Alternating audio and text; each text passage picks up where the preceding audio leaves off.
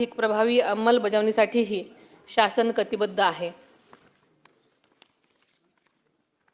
महिलांच्या आर्थिक स्वावलंबनाच्या अनुषंगाने माझे शासन लाडकी बहीण लखपती दीदी योजनांमार्फत कारवाई करत आहे।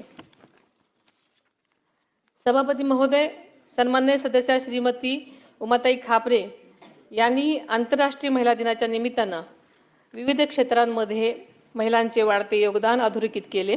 तसेच मुख्यमंत्री माझी लाडकी बहीण या योजनेमुळे महिलांचे आर्थिक सक्षमीकरण होत असल्याचे नमूद केले आणि ही एक आनंदाची बाब आहे। या टप्प्यामध्ये 35 लाख महिलांना योजनेचे पैसे मिळणार आहेत। हप्ता या महिना अखेरपर्यंत लाडक्या बहिणींना मिळणार आहे।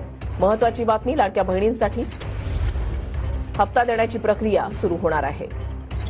ते दीदी बनतात आणि त्या सगळ्यांना जो प्लॅटफॉर्म आहे तो महाराष्ट्र शासनाचा ग्रामविकास विभाग देतो आहे आणि म्हणूनच मी ग्रामविकास विभागाचं मनापासून अभिनंदन करतो।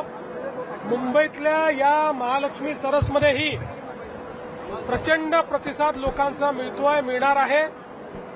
इथे खाद्यपदार्थांपासून तर विविध ज्या आपल्या गरजा आहेत याचे सगळे दर्जेदार अशा प्रकारच्या गोष्टी आहेत। तमाम मुंबईकरांना मी विनंती करतो की एकदा येऊन तर बघा। तुम्ही इथे आलात तर पुढच्या वर्षी वाट पाहाल महालक्ष्मी सरस कुठे आहे। लाडक्या बहिणींच्या लखपती दिदीमध्ये रूपांतर करण्यासाठी तुम्ही जी उमेद संकल्पना आणलेली होती, प्रचंड मागणी आहे, संख्या वाढवायची मागणी देखील आता पुढे येते। हे निश्चितपणे अतिशय चांगलं काम चाललेलं आहे।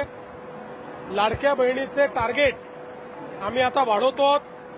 50 लाखावरनं 1 कोटीवर आम्हाला जायचं आहे आणि आमचे मंत्री जयकुमार गोरे असतील, कदम असतील आणि सगळी आमची टीम असेल, ही टीम आता याच्याकरता पूर्ण ताकदीने आणि मार्च महिन्याचा जो हप्ता आहे ज्या वेळेला विभागाच्या वतीने उपलब्ध केला जाईल त्यावेळेला तो हप्ता त्यांच्या महाराष्ट्राची ही भूमी स्वराज्य जननी जिजाऊ माँसाहेब, क्रांतिज्योती सावित्रीबाई फुले, पुण्यश्लोक अहिल्यादेवी होळकर, महाराणी ताराबाई यांच्यासारख्या महान स्त्रियांच्या कार्याने पावन झालेली आहे आणि त्यांचीच प्रेरणा घेऊन आपण सर्वजण काम करत आहोत।